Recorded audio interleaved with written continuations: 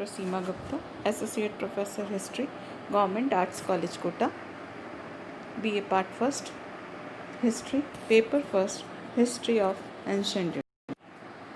आज हम जिस टॉपिक पर चर्चा करेंगे वो टॉपिक है मौर्य साम्राज्य और चंद्रगुप्त मौर्य। मौर्य साम्राज्य की स्थापना भारतीय इतिहास में एक युगांतकारी घटना थी। मौर्य काल का भारत के ऐतिहासिक परिदृश्य में अनेक दृष्टियों से एवं अनेक अर्थों में बड़ा विशिष्ट और महत्वपूर्ण स्थान है। ईसा पूर्व 4वीं शताब्दी में मगध साम्राज्य की बागडोर महापद्मानंद के हाथ में चली गई थी और उसी के काल में सिकंदर का आक्रमण हुआ था। महापद्मानंद के उत्तराधिकारी के समय सिकंदर की विजय के फलस्वरूप पश्चिमोत्तर भारत की जो राजनीति थी उसमें काफ़ी परिवर्तन हो गया था। पारस्परिक ईर्ष्या, द्वेष, कलह के कारण बहुसंख्यक स्वतंत्र और अर्ध स्वतंत्र राज्य गणराज्यों का अंत हो गया था और यूनानी शासन व्यवस्था लागू हो गई थी। परंतु 323 ईस्वी पूर्व में सिकंदर की अचानक मृत्यु हो जाने से ये समस्त व्यवस्था छिन्न भिन्न हो गई और इस अराजकतापूर्ण स्थिति का चंद्रगुप्त मौर्य ने लाभ उठाया। यूनानी शासन के विरुद्ध भारत ने यूनानी परतंत्रता का जुआ उतार फेंका और इसका नेतृत्व चंद्रगुप्त मौर्य ने किया और मगध में मौर्य साम्राज्य की स्थापना की। तो मौर्य काल की जो विशिष्टता थी या उसका जो ऐतिहासिक महत्व है वो बहुत अधिक है। उसमें सबसे पहले हम देखें कि मौर्य साम्राज्य भारत का प्रथम महान और भारत के महानतम साम्राज्यों में से एक था। चंद्रगुप्त मौर्य के समय में पहली बार भारत में सही अर्थों में राजनीतिक एकता की स्थापना हुई। राजनीतिक एकीकरण का जो कार्य हर्यंक वंशीय नरेशों ने प्रारंभ किया था उसे मौर्यों ने पूर्ण कर दिया। दूसरी क्या विशेषता थी इस काल की? प्रशासनिक केंद्रीकरण का प्रयोग। मौर्य काल में बड़े पैमाने पर प्रशासनिक केंद्रीकरण का प्रयोग हुआ। उत्तर पश्चिम में हिंदुकुश पर्वत से दक्षिण में कावेरी तक विस्तृत साम्राज्य मौर्य साम्राज्य का एक सुसंगठित समान शासन व्यवस्था के अंतर्गत लाया गया। तीसरी एक बहुत बड़ी विशेषता इस काल की यहाँ से मौर्य काल से एक निश्चित तिथि क्रम का प्रारंभ होता है। इससे पूर्व की घटनाओं के बारे में निश्चित तिथि क्रम की जानकारी न होने से हम अपने प्राचीन इतिहास का निर्माण सही रूप में नहीं कर पाते, क्योंकि यूनानी ग्रंथों से सिकंदर के भारत आक्रमण की तिथि ज्ञात हो जाती है और सिकंदर की मृत्यु के पश्चात ही चंद्रगुप्त मौर्य का अभ्युदय हुआ था। तो यद्यपि चंद्रगुप्त मौर्य के राज्याभिषेक की विभिन्न तिथियां हमको मिलती हैं, परंतु वे सब एक दूसरे से इतने निकट हैं कि सर्वसम्मत तिथि निर्धारित करने में हमें कोई विशेष कठिनाई नहीं होती। इस काल की तीसरी विशेषता कि यहाँ से चौथी विशेषता इस काल की कि संबंधित विपुल, विविध एवं प्रामाणिक ऐतिहासिक स्रोत हमको उपलब्ध हो जाते हैं। और एक और विशेषता मैं बताऊं इस काल की, इसका महत्व जो है मौर्य साम्राज्य की स्थापना का महत्व भारतीय क्षेत्रों से विदेशी सत्ता को उखाड़ फेंकने और भारत को राजनीतिक एकता प्रदान करने में है। इस राजनीतिक एकीकरण के कारण ही हमारे देश का इतिहास सही अर्थों में राष्ट्रीय इतिहास हो सका है। परंतु मौर्य साम्राज्य की स्थापना का सर्वाधिक महत्व इस बात में है कि मौर्य साम्राज्य के अंतर्गत भारतीय साम्राज्य को हिंदू कुश पर्वत के रूप में उसकी प्राकृतिक सीमाएं प्राप्त हुई। तो इस दृष्टि से हम देखें तो चंद्रगुप्त मौर्य को प्रथम ऐतिहासिक सम्राट माना जाता है। अब प्रश्न ये उठता है कि ये मौर्य जो थे वो कौन थे। ये जो प्रश्न है वो भारतीय इतिहास की बहुत बड़ी जटिल समस्या है और बहुत सारे मत इसके बारे में प्रचलित हैं। स्पूनर कहते हैं मौर्य पारसिक थे। ब्राह्मण साहित्य जितना भी है और मुद्रा राक्षस है, कुछ साहित्यिक ग्रंथ हैं, वो सब इनको शूद्र मानते हैं। डॉक्टर रोमिला थापर हैं, वो इनको वैश्य जाति के मानते हैं। और बौद्ध परंपराएं और जैन साहित्य इनको क्षत्रिय मानता है कि चंद्रगुप्त मौर्य जो थे वो क्षत्रिय जाति के थे।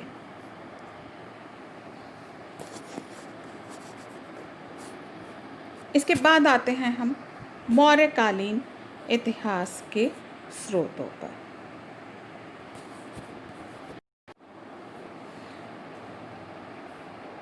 ऐसे स्रोत जिनसे मौर्यकालीन इतिहास के विषय में हमें विशिष्ट जानकारी प्राप्त होती है, उन्हें मौर्यकालीन इतिहास के स्रोत कहा जाता है। मौर्यकालीन इतिहास को जानने में देसी साहित्य, विदेशी साहित्य, पुरातत्व सामग्री, इनको हम कई खंडों में बांट सकते हैं। पहला, अभिलेखीय प्रमाण। तो अभिलेखीय साक्ष्य मौर्य इतिहास के अत्यंत प्रामाणिक और विश्वसनीय स्रोत हैं। इनमें सबसे अधिक सर्वप्रमुख हैं अशोक के अभिलेख। ये भारत के प्राचीन, सर्वाधिक सुरक्षित और तिथि युक्त आलेख हैं।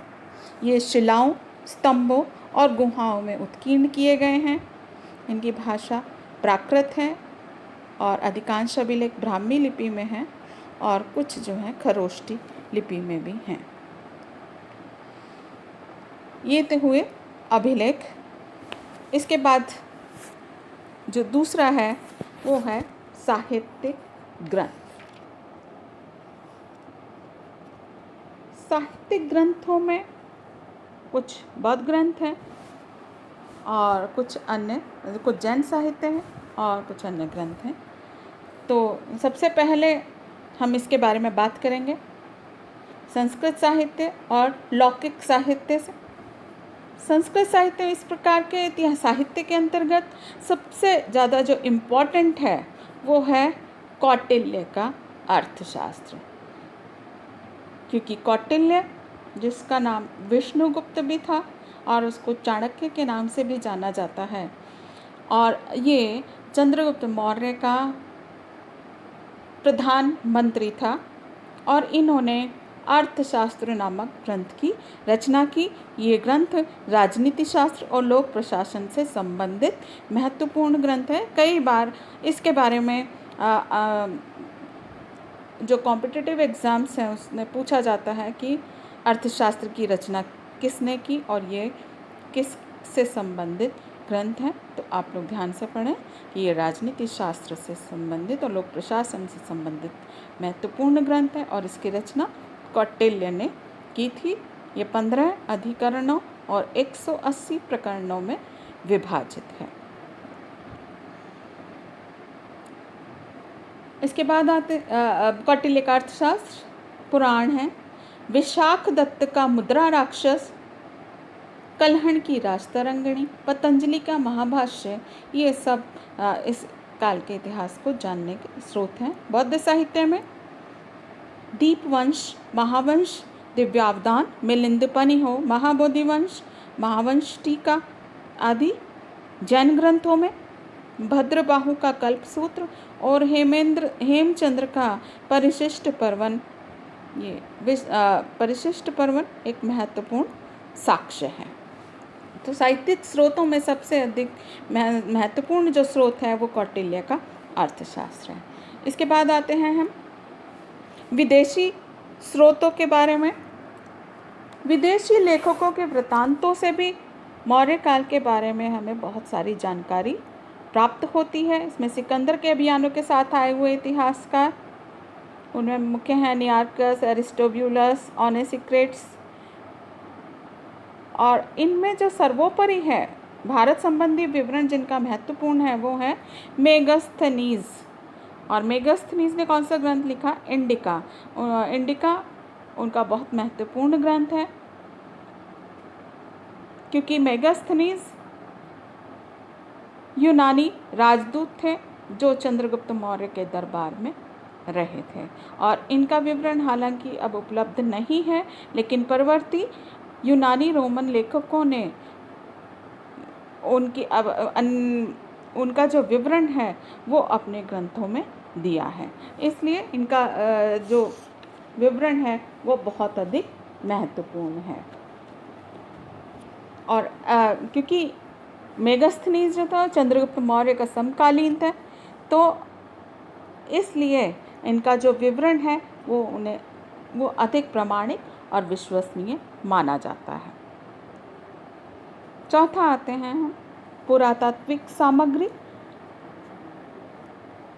पुरातात्विक जो उत्खनन हुए हैं मौर्यकालीन स्थलों के, पटना के निकट राजगृह, कौशाम्बी, पाटलिपुत्र, हस्तिनापुर, तक्षशिला आदि स्थानों से उत्खननों से समकालीन भौतिक जीवन के बारे में हमको जानकारी मिलती है। और उत्तरी चमकीली काली मृदभांड परंपरा यानी NBP पात्र परंपरा को लगभग संपूर्ण मौर्य साम्राज्य में प्रयुक्त किया जाता था।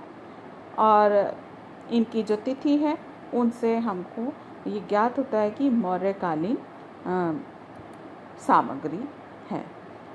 मौर्य साम्राज्य का वैभव कला में भी अभिव्यक्त हुआ है। और पुरावशेषों में मौर्यकालीन राजप्रसाद, गुहा विहार, प्रस्तर मूर्तियाँ, अशोक के स्तंभ, उनके शीर्ष पर प्रतिष्ठापित पशु मूर्तियाँ, ये सब उसमें सम्मिलित हैं। सिक्के भी हमको प्राप्त हुए हैं इस काल के मौर्य साम्राज्य के। आहत और पंचमार्क मुद्राओं से मौर्य युगीन भी मिले हैं कुछ सिक्के, और मौर्योत्तर युगीन भी हमको प्राप्त हुए हैं। इन पर हालांकि कोई शासक का नाम नहीं मिलता, न ही तिथि अंकित है। और इन सिक्कों पर केवल वृक्ष, सूर्य, चंद्रमा ये सब मुद्रांकित किया हुआ है। और कुछ ऐसे सिक्के हैं जिन पर मेरु और चंद्र यानी मयूर चिन्ह अंकित है, तो ये मौर्य द्वारा प्रचलित माने जाते हैं। तो इस प्रकार से हमारे पास मौर्यकालीन इतिहास को जानने के बहुत सारे साधन हैं, जिससे हम एक निश्चित निष्कर्ष पर पहुंच सकते हैं। तो ये तो बात हुई मौर्य साम्राज्य के स्रोतों के बारे में। अब हम पढ़ेंगे चंद्रगुप्त मौर्य, उनकी जाति क्या थी और प्रारंभिक जीवन उनका किस प्रकार का था, इसके बारे में। तो चंद्रगुप्त मौर्य का जो समय है वो 322 ईस्वी पूर्व से 298 ईस्वी पूर्व माना जाता है। और मौर्य साम्राज्य के संस्थापक सम्राट चंद्रगुप्त मौर्य के नाम से विख्यात हैं इतिहास में। और ये भारत के उन महानतम सम्राटों में से एक हैं जिन्होंने अपने व्यक्तित्व कृतित्व से इतिहास के पृष्ठों में क्रांतिकारी परिवर्तन उत्पन्न किए और भारत में एक दृढ़ और विशाल साम्राज्य की स्थापना की। चंद्रगुप्त ने भारतीय राज्य की सीमाओं को उसकी प्राकृतिक सीमाओं से बाहर तक फैलाया और श्रेष्ठ शासन व्यवस्था की नींव रखी। सेल्यूकस को पराजित करके भारतीय की सैनिक श्रेष्ठता को स्थापित किया और विदेशों से भारत के संबंध स्थापित करने का मार्ग भी प्रशस्त किया। इस कारण चंद्रगुप्त एक महान शासक था और उनकी महानता इस बात से और अधिक हो जाती है कि उसने अपने जीवन का आरंभ एक साधारण व्यक्ति की भांति किया था। यूनानी इतिहासकारों ने चंद्रगुप्त को भिन्न भिन्न नामों से पुकारा है, जैसे स्ट्रेबो, एरियन, जस्टिन इन्हें सेंड्रोकोटस के नाम से पुकारते हैं और प्लूटार्क ने इन्हें एंड्रोकोटस लिखा है।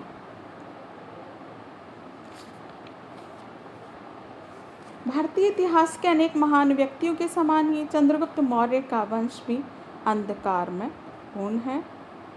इसकी उत्पत्ति के विषय में ब्राह्मण, बौद्ध, जैन ग्रंथों में परस्पर विरोधी विवरण मिलते हैं।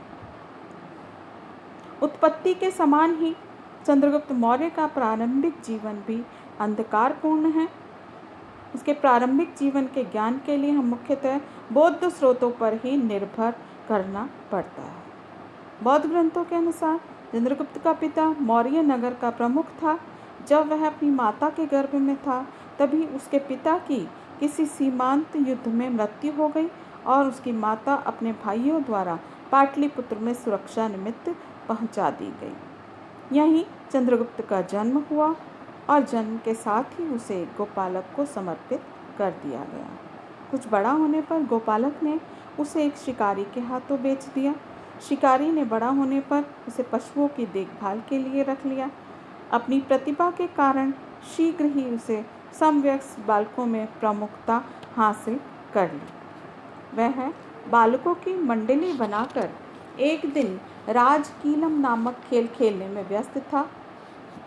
चाणक्य उधर से निकला और अपनी सूक्ष्म दृष्टि से उसने इस बालक के भावी गुणों का अनुमान लगाया।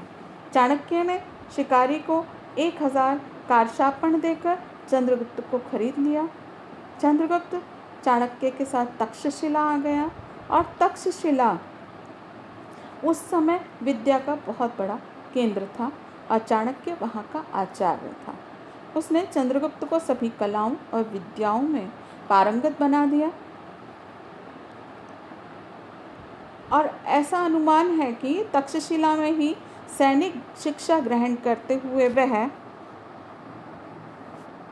महान विजेता सिकंदर से मिला था। जस्टिन हमें बताता है कि सिकंदर उसकी स्पष्टवादिता से बहुत रुष्ट हुआ था और उसे मार डालने के लिए आदेश दिए, किंतु शीघ्रता से भागकर चंद्रगुप्त ने अपनी जान बचाई। तो चाणक्य ने जिस कार्य के लिए चंद्रगुप्त को तैयार किया था उसके 2 प्रमुख उद्देश्य थे। एक तो यूनानियों के विदेशी शासन से देश को मुक्त कराना और दूसरा नंदों के घृणित और अत्याचारपूर्ण शासन की समाप्ति करना। तो इन दोनों उद्देश्यों को लेकर के ही चंद्रगुप्त ने आगे अपना विजय अभियान जारी रखा।